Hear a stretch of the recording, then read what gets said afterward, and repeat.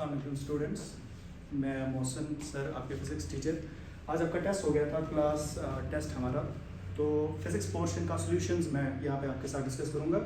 तो पेपर भी आप सामने रखें क्योंकि इसमें कुछ करेक्शंस थी, वो करेक्शंस मैं बोर्ड पे भी ठीक कर लेता हूँ और पेपर पे भी आप साथ साथ ठीक करें। तो डायरेक्ट मैं क्वेश्चन पे आ जाता हूँ। स्क्रीन पे अगर आपको दिख रहा होगा, आप कॉपी आप अपने पेपर से भी क्रॉस चेक कर लें इनको। तो मैं क्वेश्चन पढ़ लेता हूँ। पहला क्वेश्चन है the magnitude of sum of two vectors. जैसा आप स्क्रीन देख भी सकते हो, the magnitude of sum of two vectors is equal to the difference of their magnitudes. What is the angle between the vectors. तो इसमें आपको कंसेप्ट बस इतना याद रखना है, जब आपने वेक्टर अलजेब्रा पढ़ा था, वेक्टर अलजेब्रा में दो चीजें आपने पढ़ी थी। आपने रिजल्टेंट पढ़ा था, और रिजल्टेंट होता है बराबर किसी भी दो वेक्टर्स का, अगर आपको रिजल्टेंट निकालना है वो होता है बराबर P square plus Q square plus 2pq cos of theta. ठीक है। और अगर आपको इन्हीं दो वेक्टर्स का डिफरेंस निकालना है तो वो डिफरेंस होता है बराबर under root of P square plus Q square. और यहाँ पे जो फैक्टर आपका है ऑपरेशन थोड़ा सा चेंज हो जाता है, वो प्लस से माइनस होके आपका बाकी टर्म जो है वो सेम हो जाता है, 2pq cos ऑफ थीटा। तो थीटा यहाँ पे याद रखें। ठीक है। तो इस आप क्वेश्चन पे वापस आ जाए। इसमें ये कह रहा है कि अगर इन दो का, अगर आपका रिजल्टेंट, अगर आपका डी और आर और डी अगर ये दोनों बराबर हैं तो उस केस में एंगल क्या होगा पी और क्यू के बीच। आप यहाँ पे लॉजिक भी एक चीज लगा सकते हो, आप मैथमेटिक्स, जनरल मैथमेटिक्स करके आप इन दो को कंपेयर कर लो। लेकिन मैं आपसे चाहता हूँ कि आप थोड़ा सा स्मार्ट वर्क यहाँ पे करें। स्मार्ट वर्क क्या करना है आपको, देखिए यहाँ तक पी स्क्वायर और क्यू स्क्वायर अगर आप देखोगे तो पी स्क्वायर और क्यू स्क्वायर में जब आप देखोगे ये पी स्क्वायर और क्यू स्क्वायर दोनों में कॉमन है। सिर्फ ये वाला टर्म जो आपका लास्ट वाला टर्म है, कहीं ना कहीं अगर हमारे पास ऐसा कोई एंगल आता है जहां ये दोनों टर्म्स कैंसिल हो जाएंगी तो आपके पास P square Q square, R में भी पी स्क्वायर क्यू स्क्वायर और डी में भी पी स्क्वायर क्यू स्क्वायर आएगा। तो फॉर एग्जांपल अगर मैं यहाँ पे थीटा जो है अगर वो 90 मान लूं तो आपको पता है cos ऑफ 90 या π/2 आप इसको बोलते हैं, π/2 हमेशा 0 होता है। तो अगर मैं यहाँ पे cos 90 ले लेता हूं तो ये वाला टर्म मेरा 0 बनेगा और ये वाला टर्म मेरा 0 बनेगा। तब जाके मेरा जो रिजल्टेंट आएगा, रिजल्टेंट उसमें सिर्फ आएगा आपके पास P square plus Q square, और जो आपकी डिफरेंस आ जाएगी वो भी आएगा P square plus Q square. ठीक है। तो ऐसे केस में आपका आर और डी बराबर आएगा। तो अगर मैं आपसे ऑप्शंस अगर आप देखोगे यहाँ पे, तो पहला ऑप्शन अगर आप देखोगे, ऑप्शन थर्ड जो है वो बिल्कुल सही है। ऑप्शन थर्ड मतलब आपके यहाँ पे जो एंगल होना चाहिए पी और क्यू के बीच वो π/2 या जिसको आप 90 भी बोल सकते हो, 90 डिग्री का एंगल होना चाहिए दोनों में, ताकि उनका रिजल्टेंट और उनका डिफरेंस सेम हो जाए। ठीक है। तो ये मार्क कर ले आप ऑप्शन थर्ड, क्वेश्चन नंबर 1 का जो है मार्क ऑप्शन कर ले आप, question number 1 mark option third. ठीक है ना। दूसरे क्वेश्चन पे आ जाते हैं हम। दूसरा ऑप्शन है आपका, दूसरा क्वेश्चन जो आपका है वो है what happened when we what will happen if we multiply any vector by -2। तो यहाँ पे एक कॉन्सेप्ट आप याद रखें हमेशा, जब आप किसी भी वेक्टर को, मान लो आपके पास कोई वेक्टर p है, अगर आप किसी इंटीजर से अगर आप इसको मल्टीप्लाई कर देते हैं, ठीक है। अब जब मैं इंटीजर बोल रहा हूं तो आप इसको प्लस इंटीजर से मल्टीप्लाई कर सकते हो, मतलब आप प्लस नंबर से मल्टीप्लाई कर सकते हो, आप नेगेटिव से कर सकते हो, पॉजिटिव नंबर से कर सकते हो, नेगेटिव, आप इसको जीरो से भी मल्टीप्लाई कर सकते हो। तो यहाँ पे एक कॉन्सेप्ट ये याद रखें कि अगर आप पॉजिटिव से इसको मल्टीप्लाई करोगे तो इसका मैग्नीट्यूड जो है वो इंक्रीज हो जाएगा। आप किस नंबर से, अगर फॉर एग्जांपल 2 से मल्टीप्लाई इसको करो तो इसका जो मैग्नीट्यूड होगा वो डबल होगा। और याद रखें अगर आप पॉजिटिव 2 से कर रहे हो, एक तो मैग्नीट्यूड आपका डबल होगा लेकिन डायरेक्शन चेंज नहीं हो जाएगी। दूसरा चीज, अगर आप माइनस नेगेटिव इंटीजर से अगर आप इसको मल्टीप्लाई कर रहे हो तो इसका डायरेक्शन भी चेंज होगा और मैग्नीट्यूड भी चेंज होगा। हाँ, अगर आप जीरो से इसको मल्टीप्लाई करोगे जो आपका वेक्टर है वो एक नल वेक्टर बनेगा। और एक चीज यहाँ पे जो कि आप कॉन्सेप्ट जो है वो याद रखोगे, जब आप एक वेक्टर को एक इंटीजर से मल्टीप्लाई करोगे, जो इस वेक्टर के डायमेंशंस होते हैं या जो इस वेक्टर के यूनिट्स होते हैं, दे रिमेन अनचेंज्ड। ये हमेशा याद रखो, वो अनचेंज रहते हैं। लेकिन अगर आप इस वेक्टर को मल्टीप्लाई करोगे किसी ऐसी क्वांटिटी से, मान लो किसी स्केलर क्वांटिटी से, तो जो आपका नया यूनिट यहाँ पे आ जाता है, जो आपकी नई क्वांटिटी आ जाती है, उसकी यूनिट्स जो है वो चेंज हो जाते हैं। और जब यूनिट्स चेंज होंगे तो ऑटोमेटिकली उसका डायमेंशंस भी चेंज हो जाएंगे। ठीक है ना। मैं वापस इस क्वेश्चन पे आ जाता हूँ। ये कहता है कि what happens when we multiply a vector by -2। तो याद रखें अगर आपने -2 से किया है तो इसका पहली चीज जो है माइनस की वजह से इसकी डायरेक्शन चेंज हो जाएगी, लेकिन साथ में इसका मैग्नीट्यूड भी है वो डबल हो जाएगा। तो अगर आप ऑप्शन देखोगे, direction reverses but magnitude is double.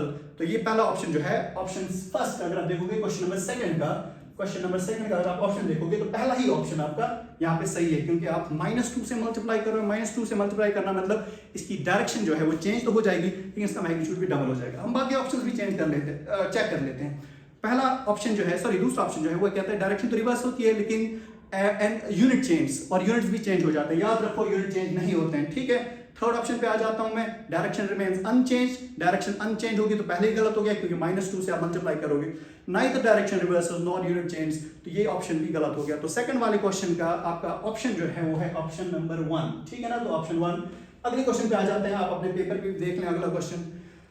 अगला क्वेश्चन है the resultant of A and B makes an angle alpha with A and beta with B. तो याद रखें यहाँ पे एक कॉन्सेप्ट हमेशा, अगर आपके पास दो वेक्टर्स है, मान लो आपके पास दो वेक्टर्स ए और बी है, ठीक है, कोई भी दो वेक्टर्स, इनका रिजल्टेंट आप निकाल सकते हो। आपके पास दोनों लॉज है, आपके पास पैरेललोग्राम लॉ है, आपके पास ट्रायंगल लॉ है, दोनों यूज करके इसका रिजल्टेंट निकालोगे और रिजल्टेंट आपको पता वो होगा बराबर a प्लस बी, ठीक है ना। और रिजल्टेंट वेक्टर जो होगा वो होगा a प्लस बी के बराबर। अब यहाँ पे एक चीज, एक कॉमन सेंस वाला जो है कॉन्सेप्ट याद रखोगे, जो ये रिजल्टेंट होता है it's more bias toward the bigger vector. अगर आपका a ज्यादा है तो ये जो r होगा it will be more towards vector a। अब यहाँ पे आपने ये भी पढ़ा होगा साथ में कि ये एंगल यहाँ पे क्वेश्चन में दिया है कि ये एंगल अल्फा है और ये वाला एंगल जो है बीटा है। अब आपको ये थोड़ा सा आपको हिट एंड ट्रायल से करना है। अगर आप ऑप्शंस देखोगे तो पहले ऑप्शन में अगर आप देखोगे अगर a और b बराबर है, अगर a और b बराबर है तो ये r वाला जो वेक्टर है ये बीच में रहेगा, उसकी वजह से क्या होगा, अल्फा और बीटा बराबर होंगे। तो पहला ऑप्शन आपका गलत है। दूसरे ऑप्शन पे आ जाता हूं मैं, अगर a is smaller than b, अगर a b से बड़ा छोटा है तो इसका मतलब ये थोड़ा कहां की ओर होगा, it will be towards b vector. और अगर ये b की तरफ होगा तब जाके, तो अगर इस वाले केस में अगर a is smaller than b तब जाके आपका जो अल्फा होगा that will be greater than beta. तो ये ऑप्शन जरा मैच करो, ये ऑप्शन भी हमारे यहाँ पे मैच नहीं हो रहा है। ऑप्शन थर्ड तो हो ही नहीं सकता, ठीक है। ऑप्शन 4 पे आ जाएं आप, अगर अल्फा ग्रेटर देन बीटा है, सो अगर अल्फा है, sorry alpha is greater than beta, इस वाले केस में अगर आप देखोगे अल्फा अगर ग्रेटर देन बीटा है, अल्फा ग्रेटर देन बीटा, इसका मतलब ये कहां की ओर होगा, बी की ओर। इसका मतलब बी वेक्टर हमारा जो होगा वो बड़ा होगा ए से, या मैं ये कहूंगा कि ए छोटा होगा वेक्टर बी से। तो हमेशा याद रखो यहाँ पे जो ऑप्शन है, ऑप्शन आप एक कॉन्सेप्ट से निकाल सकते थे, और कॉन्सेप्ट ये है कि अगर आपका वेक्टर बड़ा है तो रिजल्टेंट उसकी ओर होगा और जो एंगल वो बनाता है वो छोटा होगा, ठीक है। तो इसमें ऑप्शन 4 जो है वो करेक्ट ऑप्शन है, ठीक। इसके बाद आते हैं अगले क्वेश्चन पे। इस क्वेश्चन में मैंने इसलिए आपको बोला कि ये आप पेपर साथ में रखो। इस क्वेश्चन नंबर 4 जो है आपका, अगर आप यहाँ स्क्रीन पे देखोगे, क्वेश्चन नंबर 4 में थोड़ा सा मैंने आपको क्लास में भी बोला था कि ये थोड़ा सा इसमें मिसप्रिंट हुआ है। क्वेश्चन कुछ ऐसा है कि p square plus q square is equal r square, यहां तक तो ठीक है, p square plus q square is equal r square, यहां तक सब ठीक है। उसके बाद बिल्कुल अगेन यही स्टेटमेंट रिपीट किया गया था, p square plus q square is equal r square. हालांकि ये वाला स्टेटमेंट हमारा था p plus q is equal r, ठीक है। अब इस केस में भी आपको पूछा गया बताओ angle, what is the angle between p and q। यहां पे एक चीज आप याद रखोगे, इस वाले केस में p और q के बीच अगर आपको एंगल निकालना है, याद रखें अगर आप p square plus q square is equal r square देख रहे हो तो कहीं ना कहीं आपको लगता है कि ये pgt है, पाइथागोरस थ्योरम है। और पाइथागोरस थ्योरम जो आपका रिजल्टेंट है वो पाइथागोरस की थ्योरम की शेप तब अपनाता है जब आपका थीटा π/2 हो और जिसको आप 90 बोलोगे। तो डायरेक्टली आप इसका ऑप्शन देख सकते हो, इसका ऑप्शन π/2, ऑप्शन नंबर 3, ठीक है। अगले क्वेश्चन पे आते हैं, क्वेश्चन नंबर 5 जो है, if the resultant of two unequal vectors, ठीक है, इसमें रब कर लेता हूं, ऑप्शंस आप साथ साथ नोट करें, ठीक है। क्वेश्चन नंबर 5 पे आता हूं, if the resultant of two unequal vectors is equal to sum of their magnitudes, the angle between the vectors is. यहां पे एक चीज याद रखें, आपके पास दो वेक्टर्स है, आपके पास एक वेक्टर a है और एक वेक्टर b है और ये अनइक्वल वेक्टर्स है, ठीक। अब अनइक्वल वेक्टर्स में ये कहा गया है the resultant of two unequal vectors is equal to the sum of their magnitudes. इनका रिजल्टेंट अगर मैं निकालूंगा, सो अगर मैं इनका रिजल्टेंट निकालूंगा वो कहीं ना कहीं कुछ ऐसा आएगा, a square plus b square plus 2ab cos of theta, ठीक है। क्वेश्चन को थोड़ा सा कंटिन्यू कर लेते हैं। If the resultant of two unequal vectors is equal to the sum of their magnitudes, इनका सम ऑफ मैग्नीट्यूड क्या होगा, that will be a plus b, ठीक है। कहा जाता है क्वेश्चन में कि इनका जो अगर आप सम करोगे, जो रिजल्टेंट है वो सम के बराबर है। अगर रिजल्टेंट सम के बराबर है तो आप यहाँ पे याद रखें, सो r इज इक्वल s, तो इसका मतलब a square plus b square plus 2ab cos of theta है बराबर a प्लस b के।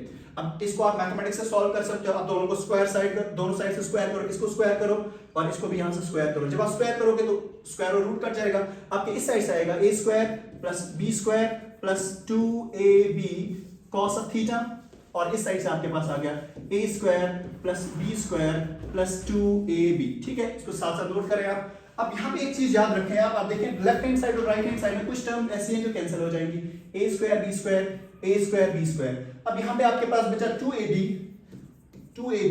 और इस 2ab cos of थीटा, और इस साइड से बचा आपके पास इस साइड से आपके पास बचा 2ab,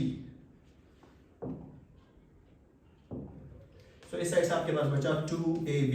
अब 2ab कैंसिल हो गया, सो आपका cos थीटा जो है वो आ गया 1 के बराबर, और आपको पता है थीटा जब 0 डिग्री होगा तब जाके आपके पास जो एंगल होगा उसका वैल्यू जो है, जब आपका थीटा 0 होगा तब cos थीटा 1 होगा। तो यहाँ पे अगर आप ऑप्शन मैच करोगे इस वाले केस में, क्वेश्चन नंबर 5 था, तो आपका ऑप्शन थर्ड है। ऑप्शन थर्ड अगर आप देख रहे हो, ऑप्शन थर्ड आपका 0 है, तो ऑप्शन थर्ड इसका करेक्ट आंसर है। ठीक, अगले क्वेश्चन पे आ जाते हैं, क्वेश्चन नंबर 6 पे।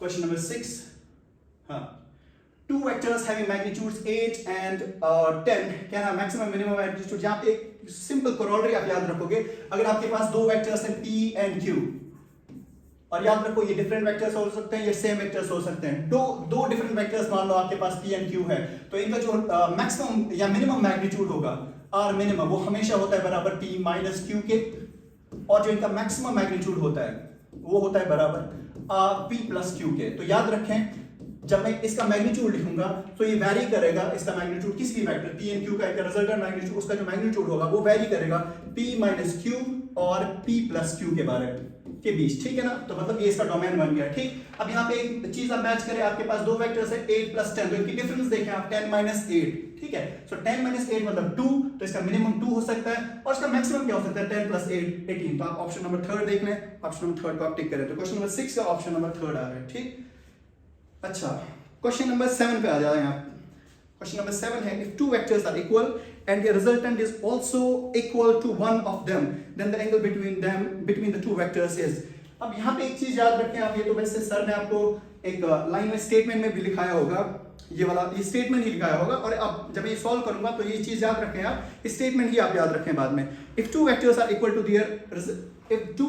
equal and their resultant is equal to one of them, मान लो दो वेक्टर्स हैं आपके पास, एक वेक्टर है P और दूसरा वेक्टर है Q, और दोनों बराबर हैं, ठीक है। तो अगर मैं इनका रिजल्टेंट लिखूं, जब मैं इनका रिजल्टेंट लिखूं तो इनका रिजल्टेंट होगा बराबर under root of P square plus Q square plus 2PQ cos of theta. So ये पहली चीज आप क्लियर होनी चाहिए। If two vectors are equal and their resultant is equal to one of them, इनका रिजल्टेंट जो है, रिजल्टेंट R जो है, that is equal to P, one of them। आप P लिख सकते हो, आप Q लिख सकते हो, और ऑल्सो पहली कंडीशन आप देखो P is equal to Q। तो अगर मैं यहाँ पे लिखूं, कहीं ना कहीं मैं ऐसे लिख सकता हूँ, R के बदले P लिखूं, मैं R के बदले जब मैं P लिखूंगा तो अंदर जो P स्क्वायर है, P स्क्वायर के बदले ऐसा P स्क्वायर, Q स्क्वायर के बदले भी P स्क्वायर लिख सकता हूँ, क्योंकि बराबर वेक्टर है, कंडीशन दी है।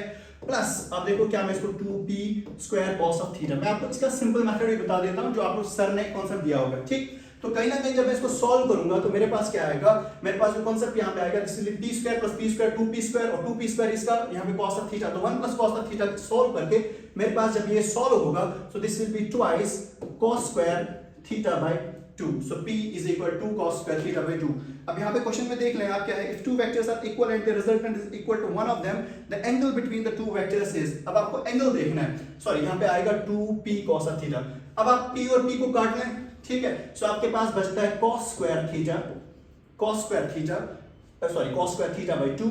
इस साइड से आपके पास ये 1/2 आ गया, ठीक है। अब cos इस 1/2 के बदले क्या मैं इसको ऐसे लिख सकता हूँ, स्टेटमेंट को यहाँ पे फॉलो करें आप, cos स्क्वायर थीटा बाय 2 आपके पास है, क्या इस 1/2 के बदले मैं लिख सकता हूँ cos ऑफ 60 लिख सकता हूँ, ठीक है। So in fact this cos square, okay, should be इस साइड से अगर एक 2P cos of theta, this should be P square. Sorry, थोड़ा सा इसमें चेंज करना है आप, जस्ट अ सेकंड। सो आपके पास जो P वेक्टर होगा, सॉरी, आपके पास जो वेक्टर यहां पे आएगा, that P should be equal to 2P, ठीक है, cos ऑफ थीटा बाय 2 के बराबर, ठीक है। अब यहां से आप P और P काट लें, P और P कट गया तो आपके पास बचा cos ऑफ थीटा बाय 2, ये 1/2, ये 2 उधर जाएगा तो 1/2 बना। क्या मैं इस 1/2 के बदले ऐसे लिख सकता हूं cos ऑफ थीटा बाय 2, आपको पता है cos ऑफ 60 या π/3 जिसको आप बोलोगे, π/3 वो 60 वो 1/2 के बराबर होता है, ठीक है। अब cos और cos गया, सो cos और cos गया तो आपके पास, अगर यहां पे मैं लिख लूं, मैं यहां पे लिख लूंगा ये, सो मेरे पास आ गया cos ऑफ, चलो फिर से लिख लेता हूं मैं ये वाला स्टेटमेंट। सो मेरे पास आ गया cos of theta by 2 theta by 2 आ गया था बराबर cos ऑफ 60 के, ठीक है, cos और cos गया, थीटा आएगा बराबर 120 के, ठीक है ना।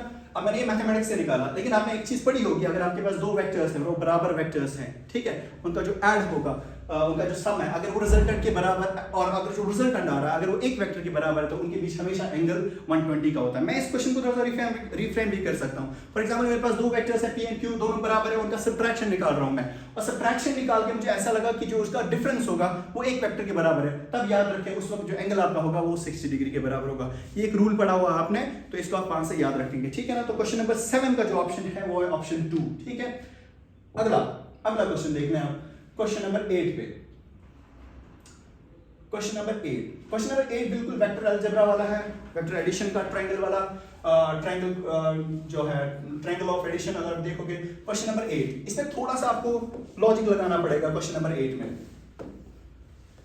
में देखो आपके पास दो वेक्टर्स हैं, एक वेक्टर ऐसा है जो 5 जिसका मैग्नीट्यूड 5 है, और दूसरा वेक्टर ऐसा है, ठीक है ना, इसका मैग्नीट्यूड भी 5 का है। हम एक्सपेक्ट कर रहे थे कि ये वेक्टर अगर उल्टा हो जाता, मतलब इसका टेल अगर यहाँ पे इनका दोनों का टेल जो है अगर को इनिशियल होते तब हम जाके r लिख लेते। लेकिन याद रखें यहाँ पे एक कॉन्सेप्ट, जो आप एंगल यहाँ पे दिया है, देखो यहाँ पे आपको एंगल कितना दिया है, 60 डिग्री का एंगल दिया है, ठीक है। तो आप ये वाला एंगल नहीं ले सकते, क्योंकि जब आप एंगल दो वेक्टर्स के बीच ले लेते हो, वो एंगल हमेशा होता है उनकी पॉजिटिव डायरेक्शंस के बीच। तो मैं क्या करूंगा, मैं इसको दो तरीके से सॉल्व कर सकता हूं। तो एक तरीका ये है कि मैं इस वेक्टर को, क्योंकि मेरे पास ये लाइसेंस होता है और ये फ्रीडम होता है कि मैं वेक्टर को मूव कर सकता हूं पैरेलल टू इटसेल्फ। जब मैंने इसको मूव किया तो आपको लगता है ये ओरिजिनल वेक्टर था, ठीक है, ये एंगल कितना था 60, और ये एंगल मेरा कितना बना 120। अब आप यहाँ पे जब रिजल्टेंट निकालोगे, सो रिजल्टेंट किसके बराबर होगा, that will be equal to under root of p square. आपके पास एक वेक्टर है p स्क्वायर, मान लो 5 स्क्वायर, प्लस दूसरा वेक्टर भी 5 square, plus 2pq, that means 5 square again, और cos ऑफ 120, ठीक है। आप इसको जब सॉल्व करोगे तो आपका आंसर जो है, so this will be 5 square plus 5 square equal 25। तो क्या मैं इसको लिख सकता हूं ट्वाइस 25 प्लस ट्वाइस 25, मैं ऐसे कर लूं इसको सॉल्व, ठीक है। मैं इसको ऐसे लिख सकता हूं, r जो है दैट विल बी इक्वल, चलो यार इसको कर लेते हैं 5, दिस इज 25 प्लस 25 इज 50, ठीक है। अब यहां पे देखो आप, this is 2 into 50, this is again 50, ठीक। cos ऑफ 120 जो होता है वो होता है -1/2 के बराबर, ठीक है। ये क्या है, इसके साथ 25, सो 5 minus 25 जो है, so this will be 5 minus 20, 50 minus 25, 50 minus 25, आपको पता है वो आएगा अंडर रूट ऑफ 25 के बराबर, और 25 का रूट जो है वो 5 के बराबर आता है। आप यहाँ पे कोई ऑप्शन देख सकते हो, ऑप्शन नंबर 5 देख लें आप, ऑप्शन नंबर 3 देख लें आप, जहाँ पे आपका आंसर मैच हो रहा है, ठीक है। तो क्वेश्चन नंबर 8 का ऑप्शन 3 है, ओके। उसके बाद आते हैं angle between a vector and a negative vector is, आसान सा सवाल है, सीधा इसमें कोई रॉकेट साइंस नहीं है, आप 180 बोल सकते हो, क्योंकि अगर आपका एक वेक्टर पॉजिटिव वेक्टर मान लो p वेक्टर जो है, अगर वो ईस्टवर्ड्स है तो उसका नेगेटिव वेक्टर मतलब -3 वेक्टर हमेशा वेस्टवर्ड्स होगा, सच दैट उनके बीच एंगल जो बन जाता है वो पाई का बन जाता है, या 180 पाई रेडियंस में जब मैं बोलता हूँ तो दैट मींस मैं कौन सा सिस्टम यूज कर रहा हूँ, सर्कुलर सिस्टम। और जब मैं डिग्रीज में बोलता हूँ तो मैं हेक्साडेसिमल सिस्टम, जो कि आपने डिफरेंट टाइप्स ऑफ सिस्टम्स पढ़े होंगे बेसिक मैथमेटिक्स में, ठीक है। तो 180 डिग्री, इसका मतलब क्वेश्चन नंबर 9 जो है इसका ऑप्शन नंबर सी है, ठीक। अगला क्वेश्चन, और ये क्वेश्चन प्रीवियस ईयर ये आपने PYQ किया भी होगा और आपने देखा भी होगा, ये क्वेश्चन कहीं ना कहीं शायद एम्स में आया था अराउंड 2010 के आसपास।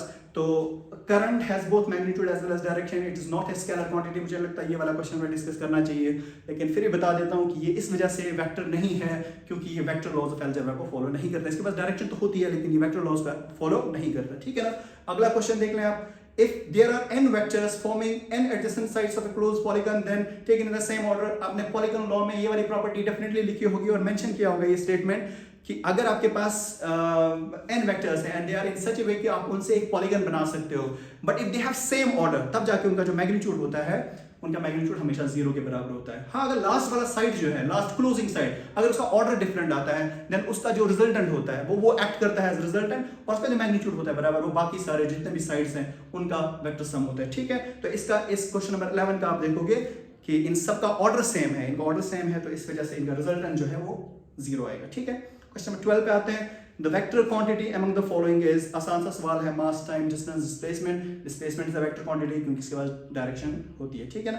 ओके, क्वेश्चन नंबर 14 पे आते हैं। Which of the following, again very common sense वाला क्वेश्चन है, which of the following represents a unit vector. So हमेशा याद रखें अगर आपके पास कोई भी वेक्टर प्राइम है, इस वेक्टर में दो चीजें होती है, इस वेक्टर का मैग्नीट्यूड और इस वेक्टर की डायरेक्शन, ठीक है ना। अब यहाँ पे ये बोला गया है which of the following represents a unit vector. अगर आपको यूनिट वेक्टर, चलो मैं यही लिख लेता हूँ, ए दिया है वेक्टर।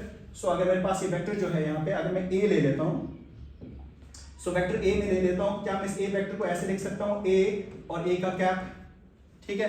तो ए कैप किसके बराबर होगा, ये याद रखें, ए कैप होता है हमेशा बराबर वेक्टर प्राइम, मतलब जो ओरिजिनल वेक्टर होगा। सो यहाँ पे प्राइम वेक्टर जो है वो ए है और इसका मॉड, ठीक है ना। तो आप ऑप्शंस मैच कर लें, देख लें कौन सा ऑप्शन है। पहला ऑप्शन देखें, क्या पहला ऑप्शन हो सकता है, नहीं पहला ऑप्शन नहीं हो सकता। दूसरा हो सकता है, हाँ दूसरा ऑप्शन करेक्ट ऑप्शन है, ठीक। तीसरा क्यों नहीं हो सकता, ये ऊपर भी वेक्टर है नीचे भी वेक्टर है तो 1 आएगा, ठीक है। मतलब और डी ऑप्शन अगर आप देखोगे उधर ऊपर मैग्नीट्यूड नीचे मैग्नीट्यूड वो भी 1 आएगा। तो इसका ऑप्शन जो है, ऑप्शन बी इसका करेक्ट आंसर है। क्वेश्चन नंबर 14 का आंसर ऑप्शन बी है, ठीक है ना। अगले क्वेश्चन पे आ जाते हैं। अच्छा, a vector is added to an equal and opposite vector of similar nature forms। ये भी क्या है ना, आपके पास एक वेक्टर है, वेक्टर ए है आपके पास, ठीक है, और इसको, इसी वेक्टर को आप एक नेगेटिव वेक्टर ऐड कर रहे हो, इतना ही, ठीक है। तो नेगेटिव ए, तो आपको पता है यहाँ पे एक वेक्टर आता है, एक स्पेशल टाइप ऑफ वेक्टर, उसको आप नल वेक्टर बोलते हो, ठीक है ना, नल वेक्टर का।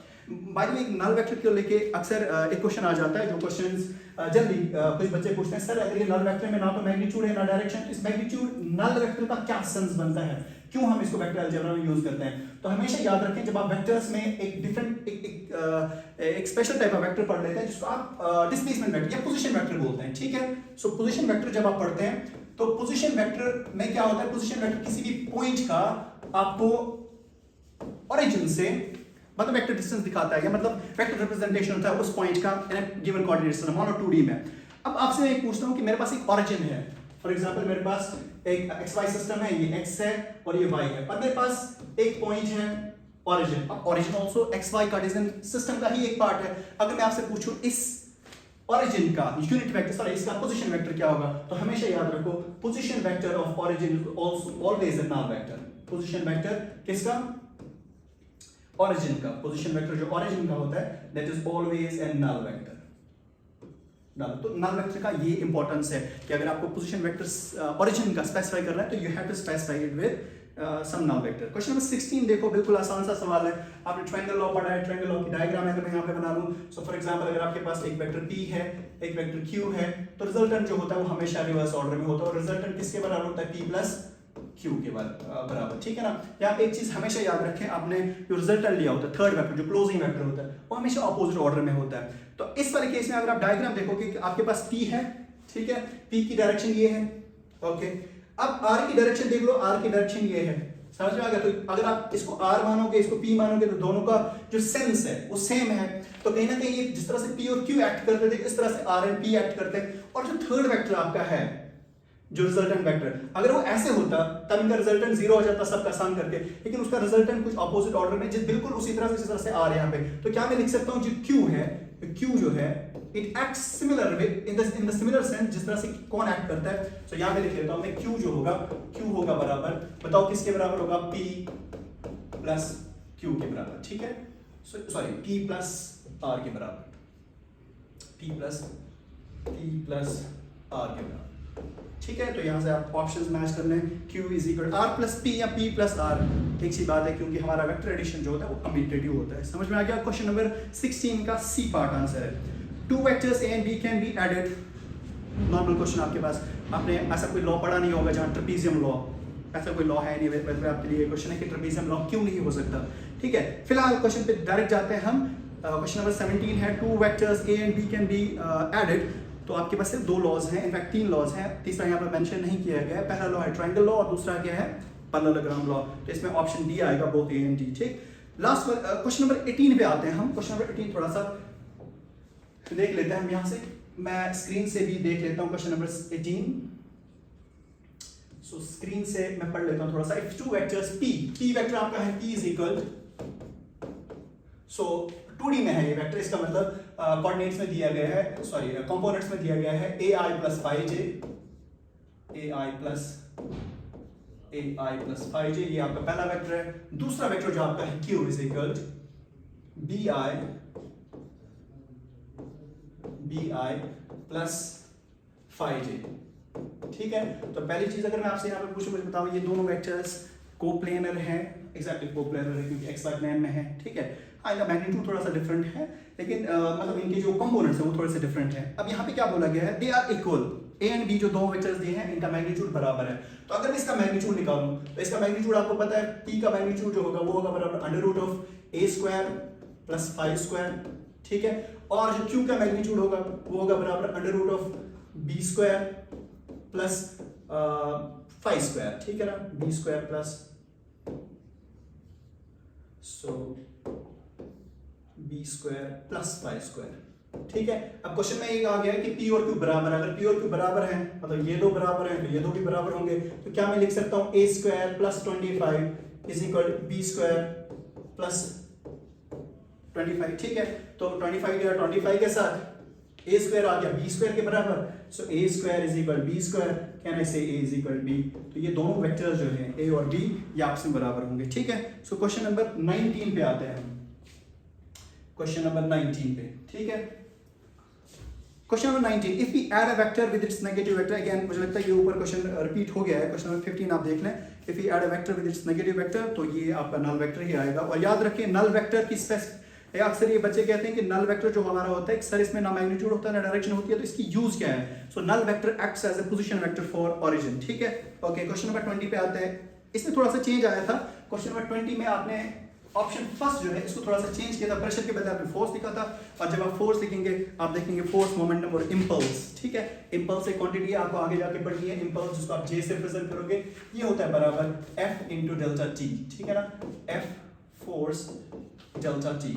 ठीक है, और याद रखें ये भी एक वेक्टर क्वांटिटी है।